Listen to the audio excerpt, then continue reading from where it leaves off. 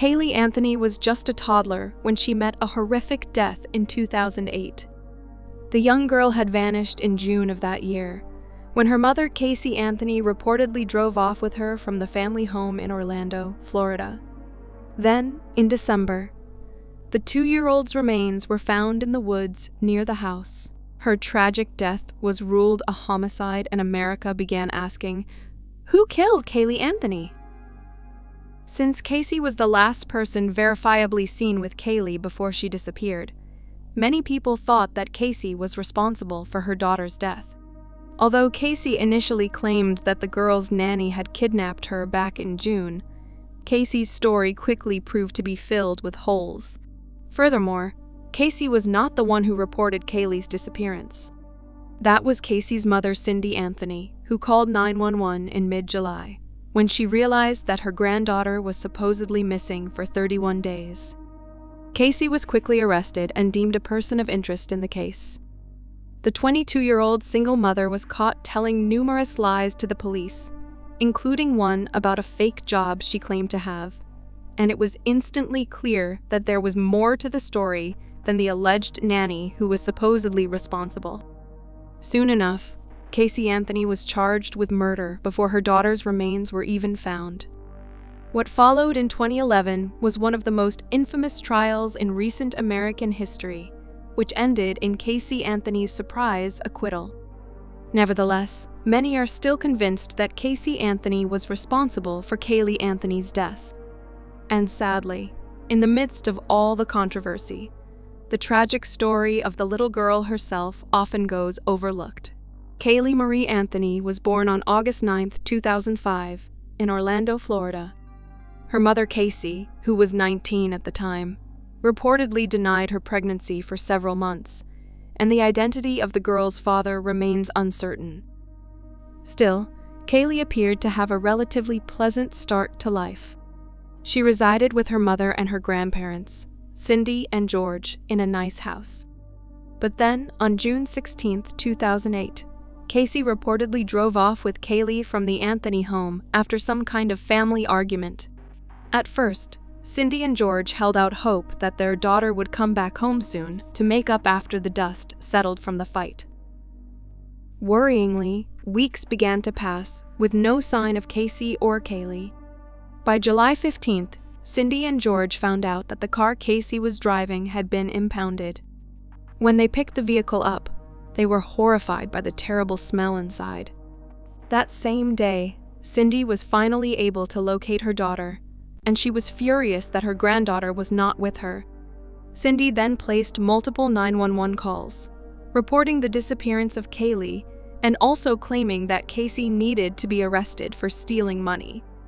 Cindy's calls became increasingly desperate as she spoke with Caylee, who revealed that Caylee had been missing for 31 days. According to reports, during one of these frantic calls, Cindy told the 911 operator, "There is something wrong. I found my daughter's car today, and it smells like there's been a dead body in the damn car." Just one day later, Caylee Anthony would be arrested. As it turned out, the Anthony's car wasn't the only thing that smelled. Authorities were suspicious of Caylee Anthony from the start.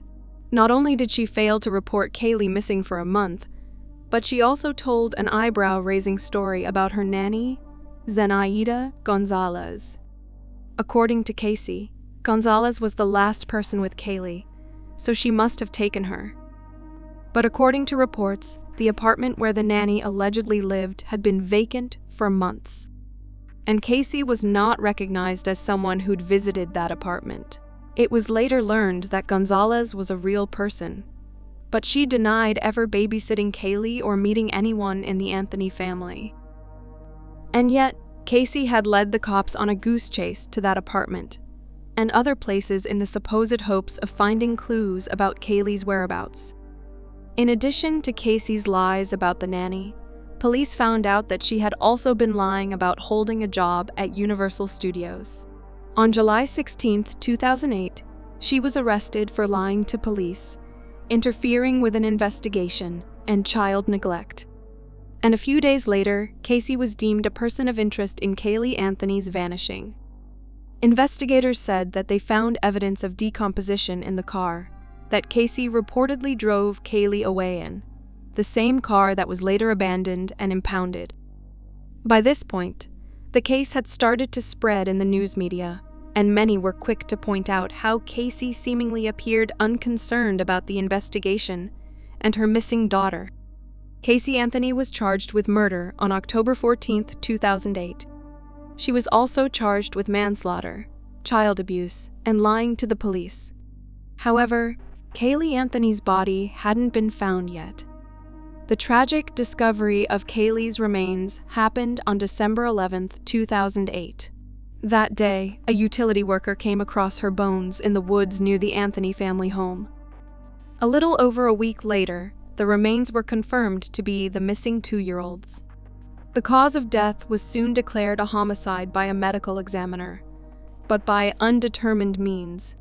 As prosecutors and ordinary citizens alike continued to point the finger at Caylee Anthony, many seemed confident that the young mother would be found guilty of killing Caylee Anthony.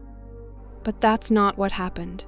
Caylee Anthony's murder trial began on May 14, 2011.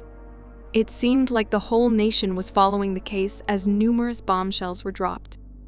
The prosecution quickly painted Caylee as a party girl who had no interest in being a mother, saying that she had spent the month that Caylee was supposedly missing out on the town, drinking and living it up. Reports stated she partied at nightclubs, bar hopped, and even participated in a hot body contest at one point. She also got a new tattoo that said Bella Vita, which is Italian for beautiful life. As for the defense, they made a truly shocking claim. Caylee had tragically drowned in the Anthony family swimming pool, and Casey's father, George, had tried to cover up the young girl's death. The defense also alleged that George had sexually abused Caylee from a young age, which explained why Caylee lied so often, to hide her internal anguish. George denied the accusations of sexual abuse, and he also denied knowing anything about his granddaughter's alleged drowning death. The trial lasted for 6 weeks, with twists and turns every step of the way. For instance, authorities revealed that someone in the Anthony home had searched for chloroform on the computer shortly before Caylee vanished. At first, this seemed like a win for the prosecutors, since they believed Caylee had used chloroform to knock her daughter out before suffocating her. But to the relief of the defense, Cindy came forward during the trial and said that it was she who had searched for chloroform while intending to look up chlorophyll. Near the end of the trial, it was apparent that the prosecutors had relied on emphasizing Caylee Anthony's supposed lack of morals to connect her to the killing of Caylee Anthony.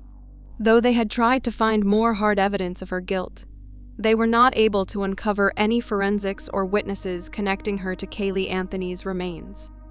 They also couldn't definitively place the toddler's body in the trunk of Casey's car, where they believed she stashed the remains before dumping them. And perhaps most crucially, it was still unclear exactly how Caylee Anthony died. Still, prosecutors felt confident that Casey's habit of lying, her disturbing behavior after her daughter supposedly vanished, and the circumstantial evidence would be enough to convince the jury of her guilt. But they were wrong. On July 5, 2011, Caylee Anthony was found not guilty of murder, child abuse, and manslaughter of a child. She was only found guilty of 4 counts of lying to police, all misdemeanors. Though she was fined and sentenced to 4 years in jail, she got credit for time already served, and she was released on July 17th to the outrage of many Americans. According to a USA Today Gallup poll, 64% of Americans think that Caylee Anthony definitely or probably killed her daughter Caylee. Women were more than twice as likely as men to say that Caylee was definitely guilty of murder, and 27% of women were angry about Caylee's not guilty verdict, in comparison to just 9% of men. But ultimately, the jury didn't feel certain enough about her guilt. After the trial ended, one male juror spoke anonymously about the verdict. Generally, none of us liked Caylee Anthony at all. She seems like a horrible person. but the prosecutors did not give us enough evidence to convict. However, 10 years later, that same juror expressed regret for his decision, saying that it haunts him, especially when he thinks of Caylee Anthony, the tragic victim in the case who never made it to her 3rd birthday. He admitted, "Every time I see her face or hear her name, I get a pit in my stomach. It all comes flooding back. I think about those pictures of the baby's remains that they showed us in court. I remember Casey. I even remember the smell of the courtroom." As for Caylee Anthony, she doesn't appear to be haunted at all. Though she's aware that most people still think she's the one who killed Caylee Anthony, she insisted that she didn't do what I was accused of. "I don't care about what anyone thinks about me. I never will," she added. "I'm okay with myself. I sleep pretty good at night."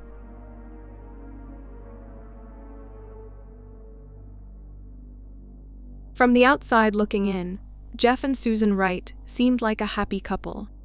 They had 2 young children and lived a comfortable life in Houston, Texas. But on January 13, 2003, Susan tied Jeff to their bed and stabbed him 193 times. She tried to clean up the crime scene, but she turned herself in days later, pleading not guilty by reason of self-defense. Susan claimed that Jeff had physically abused her for years, and she'd finally decided to fight back. Prosecutors, however, told a different story. In court, they argued that Susan was simply after Jeff's life insurance money. The jury agreed, and Susan was sentenced to 25 years in prison. Now, Susan Wright has been released after serving 16 years of her sentence, and the blue-eyed butcher is hoping she can carry out her second chance at life in privacy. In 1997, 21-year-old Susan Wright was working as a waitress in Galveston, Texas. There, she met her future husband, Jeff, who was 8 years her senior. They started dating, and Susan soon found herself pregnant. She and Jeff got married in 1998, just before the birth of their son, Bradley. A few years later, they welcomed a daughter named Caylee. They seemed like the perfect little nuclear family, but behind the scenes, things weren't as they appeared. Susan claimed that Jeff frequently used illegal substances throughout their marriage, and he often became violent while under the influence. So when he came home in a rage after a cocaine binge on January 13, 2003, 26-year-old Susan decided to put an end to the abuse once and for all. According to court records, Susan claimed that on that fateful night, Jeff had focused his anger on the children, hitting 4-year-old Bradley in the face. He then allegedly raped Susan and threatened to kill her. Susan said she managed to grab a knife and stab Jeff, but once she started, she found it difficult to stop. "I couldn't stop stabbing him. I couldn't stop," Wright testified. "I knew as soon as I stopped, he was going to get the knife back and he was going to kill me. I didn't want to die." According to prosecutors, however, Susan seduced her husband, tying his wrists and ankles to the posts of their bed with the promise of a romantic tryst, only to grab a knife and start stabbing. Regardless of exactly how it happened, Jeff ended up with 193 stab wounds from 2 different knives, including 41 to his face, 46 to his chest, and 7 in his pubic region. Susan had thrust one of the knives into him so fiercely that the tip broke off in his skull. Then, the murderous wife decided to hide Jeff's body. At trial, Susan claimed that she sat up all night after killing her husband, terrified he was going to rise from the dead and come after her again. She later tied him to a dolly and wheeled him into the backyard, where she buried him beneath potting soil in a hole that he'd recently dug to install a fountain. She then tried to clean their bedroom with bleach, but the blood was splattered everywhere. And several days later, when she caught the family dog digging up Jeff's body, Susan knew she couldn't keep her secret much longer. On January 18, 2003, she called her attorney, Neil Davis, and confessed to everything. She pleaded not guilty by reason of self-defense, but at her trial in February 2004, Prosecutors instead used Susan's past as a topless dancer to paint her as a money-hungry wife who wanted Jeff's $200,000 life insurance policy. Kelly Siegler, one of the prosecuting attorneys, even brought the actual bed from the murder scene into the courtroom, as reported. In the end, the jury believed Siegler's claims that Susan Wright was faking her testimony. They found her guilty of murder, and Susan was sentenced to 25 years in prison. But Susan's story wasn't over just yet. In 2008, Susan Wright entered the courtroom once again to appeal her case. This time, she had another witness on her side, Jeff's ex-fiancée. Misty McMichael testified that Jeff Wright was abusive throughout their relationship as well. She said he'd once thrown her down a flight of stairs. Another time, he was charged with assault after he cut her with a broken glass in a bar, but she dropped the case out of fear. With this new information on record, Susan Wright's sentence was reduced to 20 years.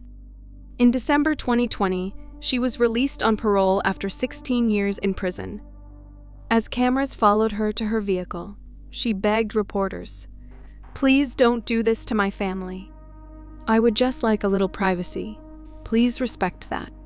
Susan's attorney, Brian Weiss, stated, "Just about everyone in Houston believed Susan Wright was a monster. There was just one problem. Everyone had gotten it wrong. Now free once more, Wright hopes to live out the rest of her life quietly, picking up the pieces as she goes."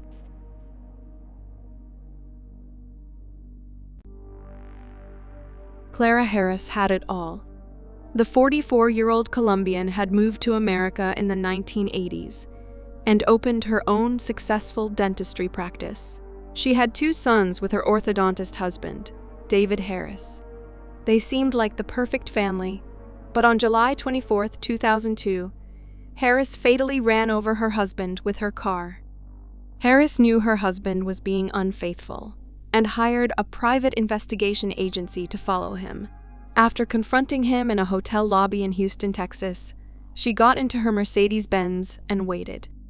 With her stepdaughter in the car, she ran over him 3 times and was sentenced to 20 years in prison. Harris was released in 2018, a full 5 years before completing her sentence. Through it all, however, Clara Harris only wanted people to know the truth about what really happened the night she murdered her husband. Clara Harris was born Clara Suarez on February 3, 1958, in Bogotá, Colombia. She was determined to become a professional dentist. Raised by her widowed mother, she grew into an ambitious adult who studied dentistry in her home country before making her way to the United States in the late 1980s. Harris completed her residency at the University of Texas School of Dentistry in Houston and was crowned Miss Columbia Houston at a local beauty contest shortly after. She and her future husband met as colleagues at the Castle Dental Center in 1991. David Harris was enamored. The romance blossomed so rapidly that the couple got married on February 14, 1992, less than a year after their first date. David had been married once before and had a daughter named Lindsay, and Harris loved the young girl like her own. Clara Harris' dream of being a successful dentist came true when she opened her own practice in 1993. Her husband later opened Space Center Orthodontics outside of Houston. They had twin sons named Brian and Bradley in 1998. While their marriage seemed perfect from the outside, David Harris began an affair with his receptionist Gail Bridges in the spring of 2002. Harris already knew about the affair when she hired Blue Moon Investigations, a private detective agency, in July 2002. Her husband had confessed to her on July 17th, and Harris had confronted Bridges at the orthodontics office that same day, telling her she was fired. The two began working to repair their marriage, and David Harris even told a friend, "We're going to make it." He then informed his wife that he wanted to take Bridges to one last dinner to end things amicably, as he had led the receptionist to believe that his marriage was open. Harris agreed, but she secretly hired a private investigator to follow them to dinner and ensure her husband ended the relationship. On the evening of July 24, 2002, Harris received a devastating call from the investigator. Her husband and Bridges were not talking at a restaurant, but were together at Nassau Bay Hilton, the same hotel where David and Clara Harris had been married 10 years earlier. While David Harris' daughter Lindsay spent the school year in Ohio with her mother, the teenager lived in Houston with her dad and stepmom over the summers. Lindsay was with Harris when she sped off in the direction of the hotel on July 24th to confront her husband. Harris found her husband and Bridges in the hotel lobby. "You be. He's my husband," Harris shouted before slapping Bridges. "This is Dr. David Harris, and he's effing this woman right here." Lindsay started hitting her father while shouting, "I hate you." Harris ripped the shirt off Bridges. Then David reportedly pushed Harris to the floor. He then escorted Bridges to her Lincoln Navigator while hotel staff took Harris outside. She and Lindsay got into Harris' silver S-Class 430 Mercedes-Benz and waited. A symbol of her American success story, the luxury car soon became a murder weapon. Lindsay later testified that Harris said, "I'm going to hit him," as they sat in the car and waited for David to appear. When he walked outside, his wife did precisely that, sending him flying 25 feet across the parking lot. Witnesses recalled Lindsay screaming and trying to get out of the car, but Harris sped off to run over her husband. She turned the car around to run over him a second time, then made a final 180-degree turn to hit him once more. Witnesses recalled seeing Lindsay punch Harris in the face before both of them exited the vehicle. Lindsay was already crying when she reached her dying father, and Harris soon joined in. She then cradled her husband and told him she was sorry and loved him. The 44-year-old orthodontist was tragically already gone. He was pronounced dead at 9:48 p.m., and Clara Harris was charged with murder. The story of an angry dentist killing her husband spread like wildfire. A dozen photojournalists flocked to Harris' first court appearance. Her sons were placed in the care of family friends, and her stepdaughter Lindsay testified against her at the trial that began in January 2003. The investigators Harris had hired happened to record the entire ordeal on video, which was entered into evidence. Since it only showed Harris circling the parking lot, and since David was barely visible, the defense argued she only hit him once. A police officer who witnessed the crime testified that she ran him over 3 times, however. Lindsay, meanwhile, testified that Harris had made shocking statements 1 week before David was killed. "With all he's done to me, I could kill him and get away with it," Harris had allegedly stated. Harris' defense attorney George Parnham urged her not to take the stand for fear she would incriminate herself. She testified anyway, and Parnham subsequently passed out from tremendous stress in the courthouse hallway and had to be hospitalized. After a 3-week trial, Claire Harris was found guilty on February 14, 2003. Jurors deemed hers a crime of sudden passion, and she was sentenced to 20 years in prison and a $10,000 fine, the maximum allowed for murder under such circumstances. Harris' sons visited her at the Mountain View Unit Prison in Gainesville, Texas, every month. Her parole requests in April 2013 and September 2016 were denied. But her third request was boosted when her sons argued that they had now lost their mother as well as their father. Granted parole in November 2017, Harris was released from prison at 8:20 a.m. on May 11, 2018. Under the conditions of her parole, she has to wear a monitoring bracelet, take regular drug and alcohol tests, be gainfully employed, and reside in Galveston County. In an interview with Oprah before her release, Harris said, "I want to be judged by what really happened, not by the speculations people had made. I found myself in a situation that I never thought myself capable of."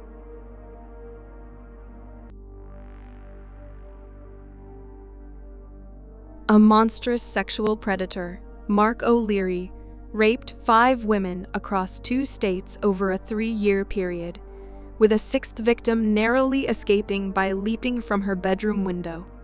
O'Leary was caught thanks to dogged work by 2 female detectives from different Colorado police forces, combining their investigations. The case of O'Leary exposed systemic failures from the very beginning, with detectives in Washington state flat out refusing to believe the first victim.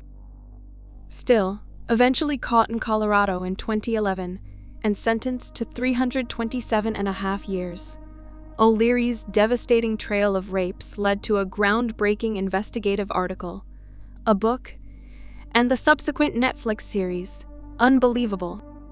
This is the shocking true story of Marc O'Leary.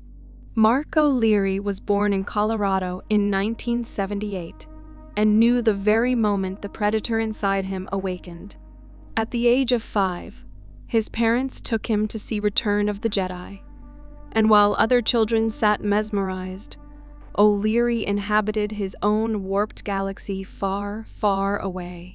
Seeing Princess Leia in a metal bikini chained to Jabba the Hutt caused an overwhelming desire in the 5-year-old to dominate and enslave women.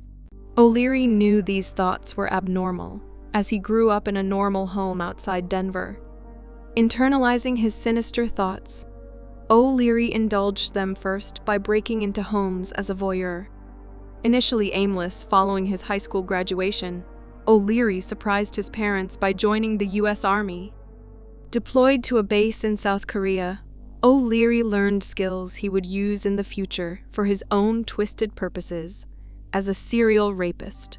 In March 2004, O'Leary married a Russian girl he met near base, but kept his obsessive, recurring thoughts of sexual sadism to himself. Back in the U.S., O'Leary raped his first victim, an 18-year-old former foster child known only as Marie, in Linwood, Washington. On August 11, 2008, O'Leary slipped in through an unlocked sliding door at Marie's home at around 7 a.m. Already aware of her apartment's layout, having broken in through the same door twice before, O'Leary took the laces from her shoes and a kitchen knife, then bound Marie's wrists, blindfolded her, and gagged her with a cloth. Before raping the terrified woman, O'Leary let her know he had waited outside, listening to her phone conversation for hours, and cruelly tut-tutted her for leaving her door unlocked. Afterward, he placed Marie's identification on her chest and snapped photos of her. And O'Leary would soon strike again, using the same MO, this time a 63-year-old woman in Kirkland.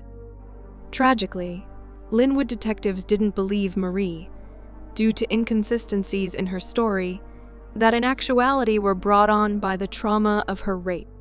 Intimidating her into signing a statement saying she had made it all up, they even went so far as to charge her with false reporting. With Marie's file and the investigation closed, the 2 rapes were not linked, so O'Leary never became a person of interest. Moving back to Colorado, O'Leary's marriage disrupted his deviant pursuits, so in 2009, he got a divorce.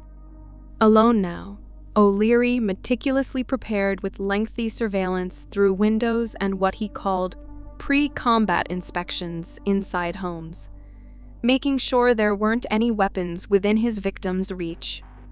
Across Denver's suburbs over a 15-month period, O'Leary raped 3 women and attempted to rape a 4th. He snapped hundreds of photos of his victims for his personal amusement, with their ordeals lasting hours. On October 4, 2009, O'Leary raped a 65-year-old woman.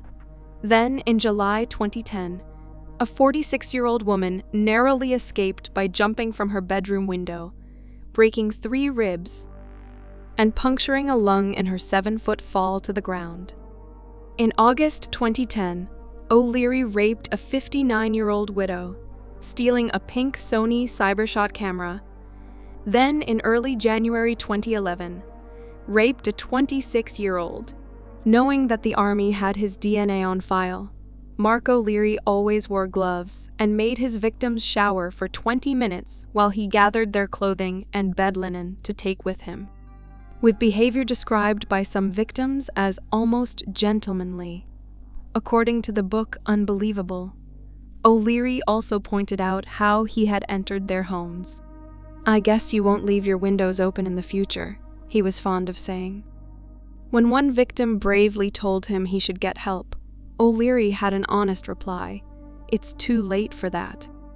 Two female detectives, Stacey Galbraith and Edna Hendershot, from different Colorado police forces, collaborated and eventually connected the attacks to a single depraved rapist. In the pre-dawn hours before the January 2011 rape, a white Mazda pickup was viewed on surveillance video circling the victim's apartment complex, though its license plate was unreadable.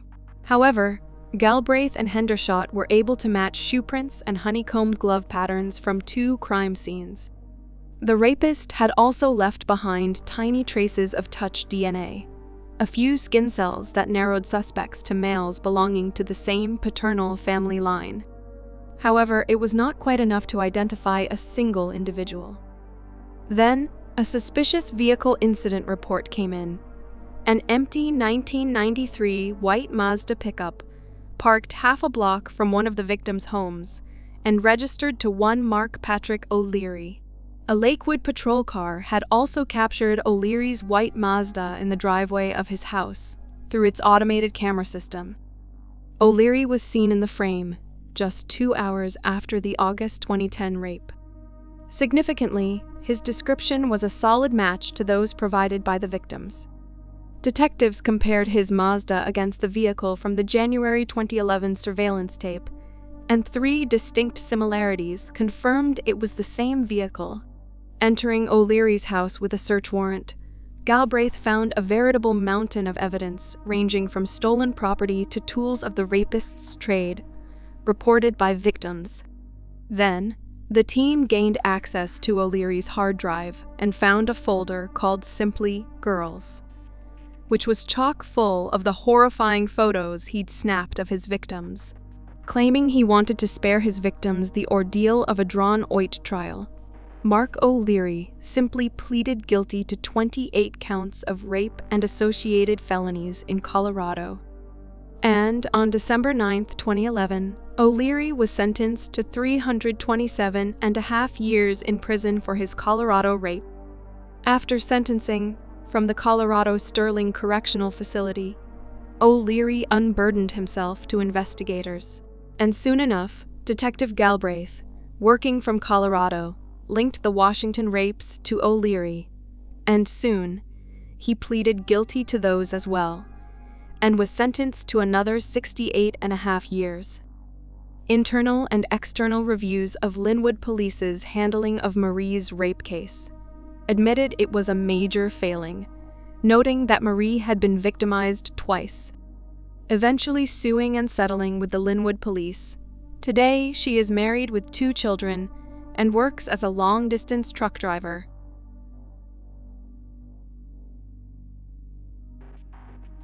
When 26-year-old Sharon Tate died at the hands of the Manson family cult in 1969, many people had never heard of her. Though the actress had snagged roles in a number of films, she hadn't yet had her own big break.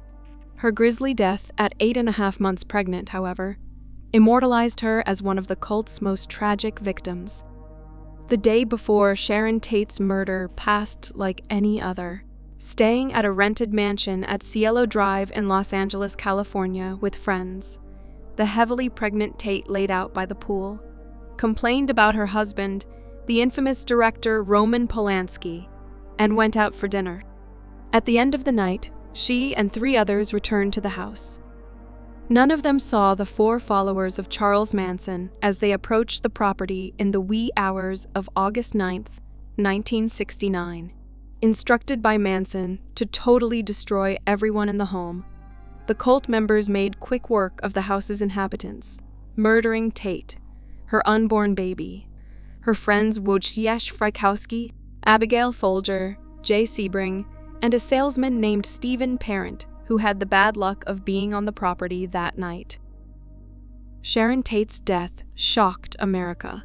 The beautiful young actress had been stabbed 16 times and hanged from a ceiling beam in the home. And her killers had used her blood to smear the word pig on the front door. This is the story of Sharon Tate's promising rise in Hollywood, her gruesome death, and the murder trial that captivated the entire nation. Born on January 24, 1943, in Dallas, Texas, Sharon Tate spent her early life on the move. Her father was in the U.S. Army, so Tate's family relocated often. They spent time in San Francisco, Washington State, Washington, D.C., and even Verona, Italy. Along the way, Tate's beauty started to attract attention. As the New York Times noted after Sharon Tate's death, the teenager won a number of beauty contests and was named homecoming queen and queen of the senior prom at the high school that she attended in Italy. Winning beauty contests was one thing, but Tate seemed to want more. When her family moved back to the United States in 1962, she made a beeline for Los Angeles, California. There, she quickly snagged a 7-year contract with Filmways Inc. and began getting bit parts in TV shows. Small roles eventually became bigger ones, and Tate was fatefully cast in The Fearless Vampire Killers, 1967, directed by Roman Polanski. Tate and Polanski developed a romantic relationship while working together, and married in London on January 20, 1968. Later that year, Tate was pregnant. But even though her career as an actress seemed to be accelerating, Sharon Tate admittedly had mixed feelings about working in Hollywood. "All they see is a sexy thing," Tate told Look magazine in 1967. "People are very critical on me. It makes me tense. Even when I lay down, I'm tense. I've got an enormous imagination. I imagine all kinds of things. Like that, I'm all washed up. I'm finished. I think sometimes that people don't want me around. I don't like being alone, though. When I'm alone, my imagination gets all creepy." She had mixed feelings about her husband, too. By August 1969, shortly before their baby was due, Tate had started to consider leaving him. They'd spent much of the summer in Europe, but Tate had returned to their rented home at Cielo Drive alone. Polanski had delayed his return so he could scout out movie locations. On the day before Sharon Tate's death, she called Polanski and argued with him about his absence. If he wasn't home in 10 days for his birthday party, she said they were through. The rest of the day passed relatively peacefully, with no sign of the horror to come. Tate complained to her friends about her husband, raved about her soon-to-be-born baby, and took a nap. That evening, she went out to get dinner with aspiring writer Wojciech Frykowski and coffee heiress Abigail Folger, who'd been house-sitting, and Tate's ex-boyfriend, celebrity hairstylist Jay Sebring. By 10 p.m., they were all back at Cielo Drive, but none of them would survive to see the sunrise. In the early hours of August 9, 1969, Manson family members Charles Tex Watson, Susan Atkins, Linda Kasabian, and Patricia Krenwinkel approached the property of 150 Cielo Drive. They weren't specifically targeting Sharon Tate or even her absent husband Roman Polanski. Instead, Manson had told them to attack the house because its former occupant, producer Terry Melcher, had declined to get Manson the record deal he craved. Watson later testified that Charles Manson had instructed them to go to that house, where Melcher used to live, and totally destroy everyone in it, as gruesome as you can. As Linda Kasabian later recalled, Watson cut the telephone wires and shot and killed 18-year-old Stephen Parent. The teen had the bad luck of visiting 150 Cielo Drive that night to sell a clock radio to the property's caretaker, William Garretson, who was staying in a separate guest house. Garretson was unharmed during the murders. Then, the cult members entered the main house on the property. First, they encountered Frykowski, who was lying on a sofa in the living room. According to Helter Skelter, the true story of the Manson murders, Frykowski demanded to know who they were, to which Watson ominously responded, "I am the devil," and I'm here to do the devil's business." Moving silently through the house, the cult members collected Tate, Folger, and Sebring and brought them to the living room. When Sebring protested against their treatment of Tate, Watson shot him and then tied him, Folger, and Tate to the ceiling by their necks. "You are all going to die," Watson said. Frykowski and Folger both tried to fight back against their captors, but the Manson family members stabbed Frykowski 51 times and Folger 28 times, ultimately killing them. Then, only Sharon Tate was left alive. "Please let me go," Tate reportedly said. "All I want to do is have my baby." But the cult members showed no mercy. Atkins, Watson, or both stabbed Tate 16 times as she cried out for her mother. Then Atkins, instructed by Manson to do something witchy, used Tate's blood to write pig on the front door of the home. And they left Sharon Tate dead like the others. The Manson murders didn't end there, however. The next night, the cult members killed supermarket chain owner Leno LaBianca and his wife Rosemary, neither of whom was famous or notorious, at their home. The spate of violent and seemingly senseless murders baffled the nation. But the mystery was finally solved when Atkins bragged about killing Sharon Tate while she was locked up for car theft. In the aftermath of Susan Atkins' jailhouse confession, Charles Manson and some of his followers were put on trial for murder in 1970. They offered grisly descriptions of how their victims, including Sharon Tate, died at their hands. As for a motive, Manson had allegedly hoped to frame the Black Panthers and other black organizations for the brutal murders of Tate and his other victims so that he could start a race war. This might explain why Atkins felt compelled to write pig on Tate's front door.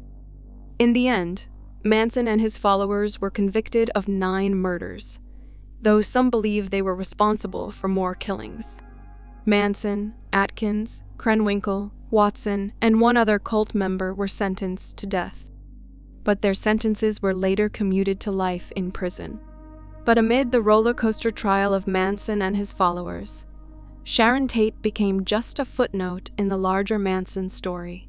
Her hopes of being a star and dreams of being a mother were instantly overshadowed by the chaos that Manson and his cult had wreaked across Los Angeles.